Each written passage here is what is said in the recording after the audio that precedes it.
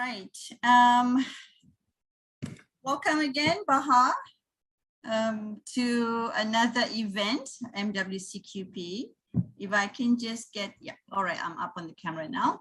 Right, and it's wonderful seeing you again, Baha. You are our walking, talking encyclopedia on all things Palestine. And today we're going to be focusing on the sacred olive tree, the blessed olive tree.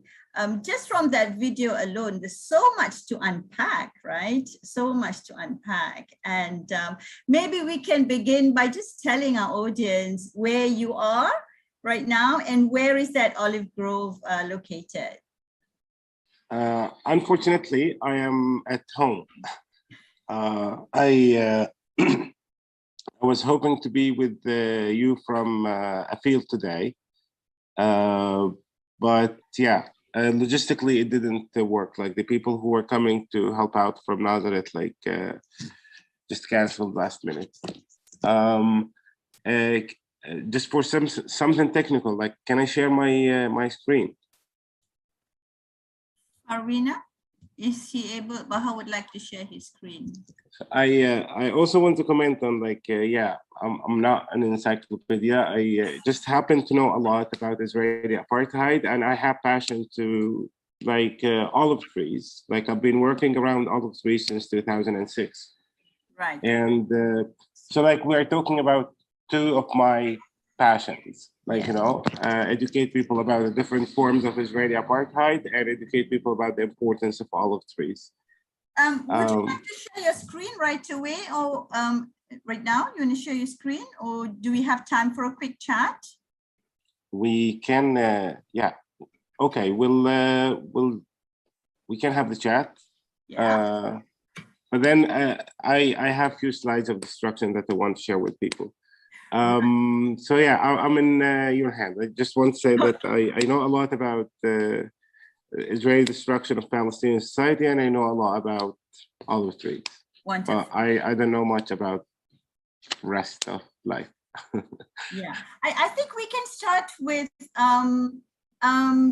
you mentioned that the removal of the olive tree is in essence the removal of the people, which is really the goal Israel has, right? Because you remove the tree, you are removing a living, breathing testimony of the existence of Palestinians, right? So maybe on that note, you can you know, just share your thoughts and your slides as well on the destruction of olive trees that we have. It's not a hidden fact, actually. Like when it was decided to turn Palestine into a Jewish homeland by Europeans or European settlers, let's say, they came in with this racist motto that Palestine is a land without people. This is not a fact, because Palestine around that time, in the beginning of the 20th century, had more than 1 million people living here. But because like the majority of the population here does not identify with the ideology of those settlers, which is Jewish nationalism, which we as with the term Zionism, we simply did not exist because we do not share that ideology, and we don't identify with it. Although it's good to say that 3% of the Palestinian population in the beginning of the 20th century identified with Jewish faith, but 97% didn't. So 97% of the population did not exist. So the founders of the State of Israel drafted a plan called Plan Dalit that aims at the removal and the ethnic cleansing of the majority of the Palestinian population. Further removed Palestinians from about 530 communities. And then they destroyed the majority of their homes. So if they would come back, they wouldn't come back to rubble rather than to their homes. And then you continue the process of removing the people and removing the evidence. You remove the house and then you remove the trees.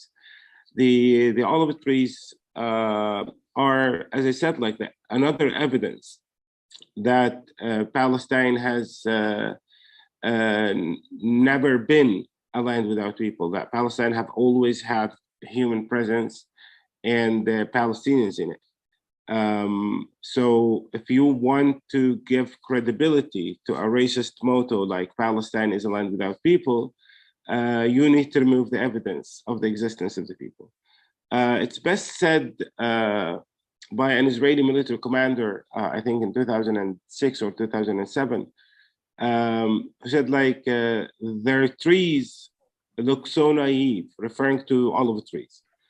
Their trees look so naive, as if they, no, he said it this way, like their children, their trees look so naive as if they can't harm anybody. But like their children, their trees become a ticking bomb, you know? So this military commander justified not only the racist view of Palestinian children, that Palestinian children represent future threat, but also justify the destruction of olive trees because olive trees represent a future threat. And the only future threat that olive trees represent is the exposure of the lie and racism behind the claim that Palestine is a land without people. Once again, you can't tell people around the world that Palestine is a land without people and then they would believe you. But then when you tell people that Palestine is a land without people in the shade of an olive tree or one of the 7 million olive trees, you will look like an idiot or a racist. So the intention of the removal of olive trees is simply because the olive trees are another evidence of Palestinian presence. And that presence is what the State of Israel have been after. The removal of that presence is one of the things that the State of Israel have been after. And once again, they succeeded in removing about 66% of us from our homelands. Right. Thank you for that. Certainly puts spade or, shows the lie that it is that statement, a land without people for a people without land. Now, you mentioned that olive tree is sacred even in the Jewish faith. And we just want to highlight that olive tree is so sacred that we have a verse. I mean, it's mentioned in the Quran, in Surah An-Nur, verse number 25 or 35. Allah is the light of the heavens and the earth. His light is like a niche in which there is a lamp. The lamp is in a crystal. The crystal is like a shining star, lit from the oil of a blessed olive tree, right? So we see how much the olive tree means to the people of the region, especially. Let me just take you to the destruction of olive trees. You mentioned that the number of trees that are destroyed, and you mentioned that heavy machinery is used for this, for example, JCB and Caterpillar. And this brings me to the topic of BDS, right? How important it is for us to be aware of BDS and how these machines claim to build lives on one side of the world and easily and casually destroy lives on another part, in another part of the world, right? And your thoughts on that, Baha, on the destruction of olive trees, the machinery used, and the BDS campaign, the global campaign. Yeah, of course, like to destroy olive trees in order to install walls, like the ancient olive trees you see in front of you were destroyed by heavy machinery from Caterpillar. Also, those trees over here, like you see the JCBs like raising communities and raising olive trees in the South Upper Hills. The State of Israel like buy the tools or import the tools of destruction from countries and companies around the world. So like in those companies that make the machinery available for Israeli destruction are complicit with the destruction itself.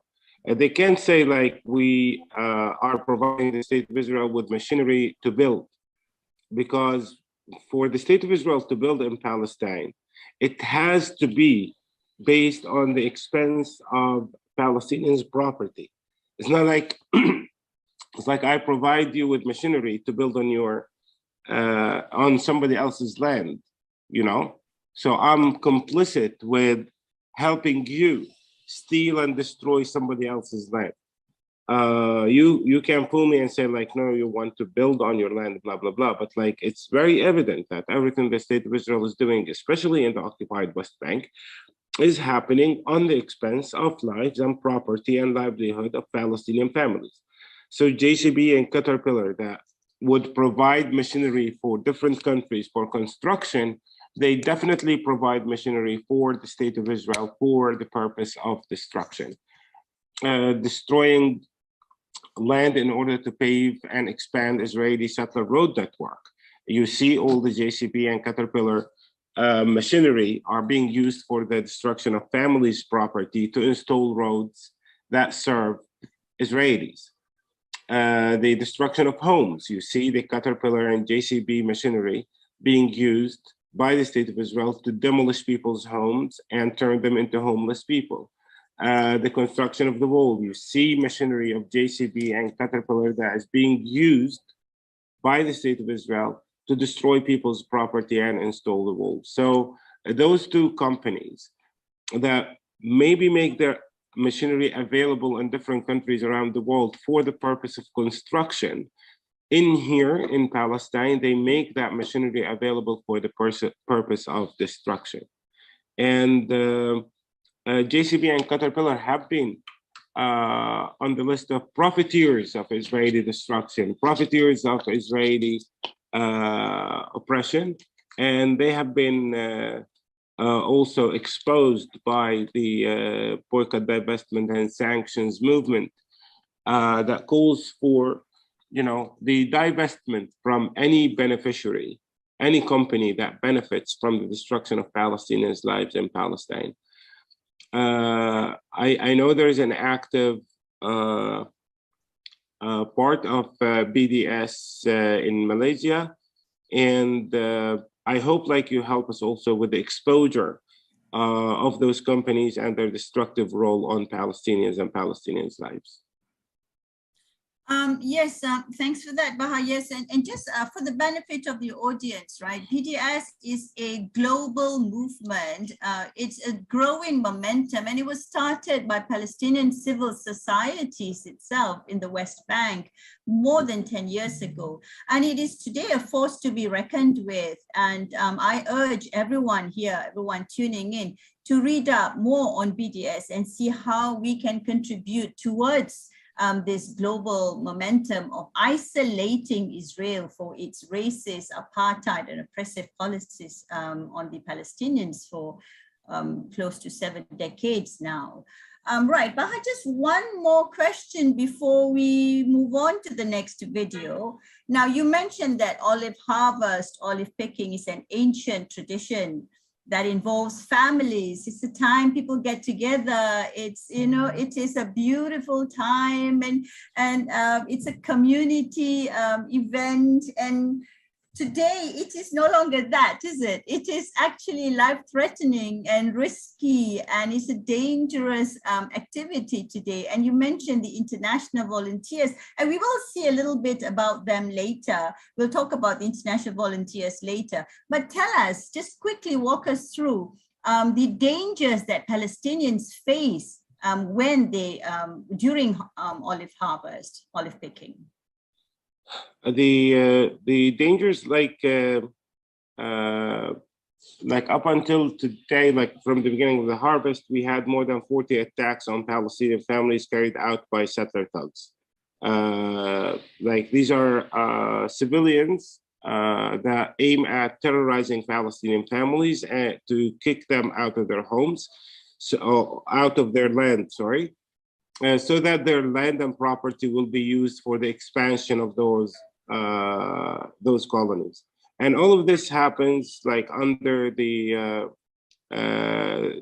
observation, let's say, of Israeli soldiers. And those settlers and soldiers serve the exact same regime. Also, they carry out those attacks without any kind of fear of responsibility, in the sense like, if you go and attack a family on their land, the police will come and arrest you. But if you go and attack a family on their land, the police will come watching. So that emboldens the thugs. The olive harvest is usually a 3 generations thing. You know, you have 3 generations present on the field. You have the older families who will pass on stories from their parents and grandparents to the younger generation and so on. So like you have old people on the field. You have fit people on the field. You have children on the field. And believe it or not, like all those 3 generations, like they have different roles to play during that harvest, you know? So when you come onto the field with, you know, older people, men, women, children, you know, that's the whole family there. And the reaction towards like thugs coming to attack your family on your land will be different on each and every generation. That's like where the fear is implanted in the hearts of kids. So what happens is that only like those who are fit to confront settler attacks will go to the field. So women won't go, older people will go, and younger people would, young men will go, but those are like very few people. So we noticed that the Israeli army and Israeli settlers, like they behave differently if a white man was present on the land, because you know they identify as white people here. Even though like the majority of beneficiaries of the state of Israel are not white, but like the state itself views itself as white. So what we do is we understand this racist trick. We also understand that foreigners that come to visit, they are not subject to the Israeli military law. Palestinians are subject to Israeli military law. So there is a loophole in the implementation of Israeli oppression or legalizing Israeli oppression. There is a loophole there. So what we do is like we have been calling on people who have the time to come and learn, but also to come and help and be present with Palestinian families, learn about this agricultural and cultural event, work hand in hand with farmers. So if the soldiers show up, they would behave. If the settlers show up, the soldiers have to kick them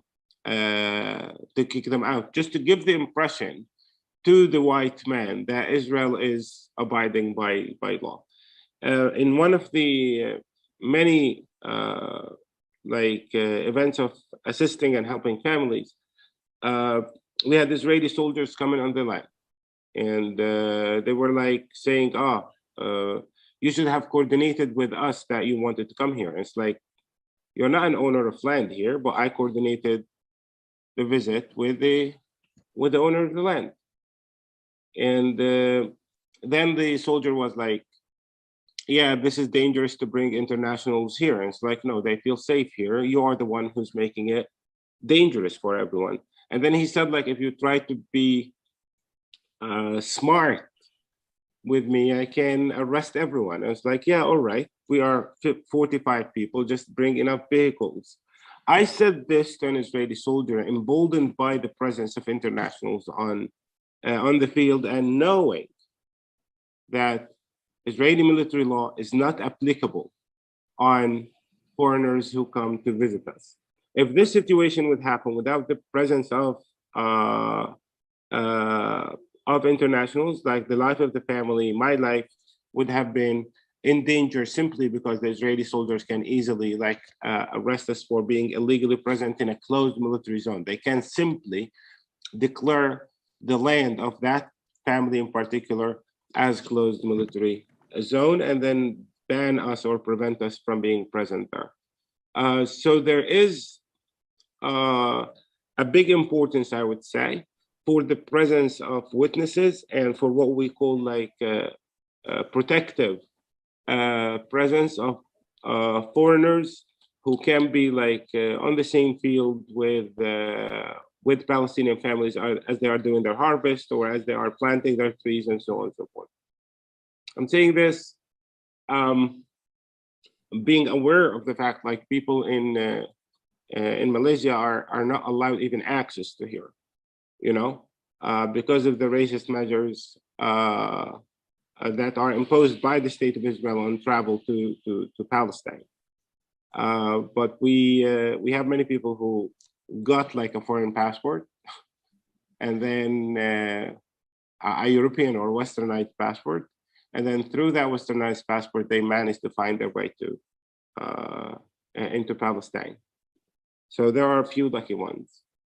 Yes, and I have to say I am one of the blessed and honored ones to have visited the West Bank, Bethlehem, even Al-Aqsa, right? And it's possible for Malaysians to go still. They just have to fill up a separate document.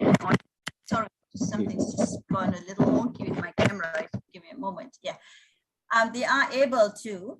They just have to fill up a separate document. Of course, officially, no Malaysian is allowed entry into Israel because Malaysia does not recognize Israel. And interestingly, the Malaysian government just issued a statement, was it yesterday, regarding Israeli apartheid policies against the Palestinians. So that to us was a significant statement. Right.